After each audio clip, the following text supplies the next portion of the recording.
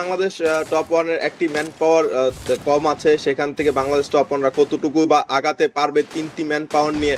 And বলতে না বলতেই কিন্তু আমরা দেখতে পাচ্ছি বাংলাদেশ টপ ওয়ানরা শুরু করে দিয়েছে একেবারে অসাধারণ লেভেলের পারফরমেন্সের মাধ্যমে। দেখতে পাচ্ছি চৈতি গেমিং এর টিমকে মোটামুটি একটি বড়সড় বিপদের মধ্যে ফেলে দিয়েছে বাংলাদেশ টপ ওয়ান। এগিয়ে যাচ্ছেন তিনটি ম্যান পাওয়ার নিয়ে, কিন্তু তারা শক্তিশালী সেই ফাইট দিয়ে তারা এগিয়ে যাচ্ছে। ও মাই গড, ফাসিন কি মনে হচ্ছে এখানে বাংলাদেশ টপ ওয়ান সেকেন্ড ভুইয়াটাও কি কনফার্ম করে ফেলবেন নাকি? এগিয়ে যাচ্ছেন Yes! শুভ।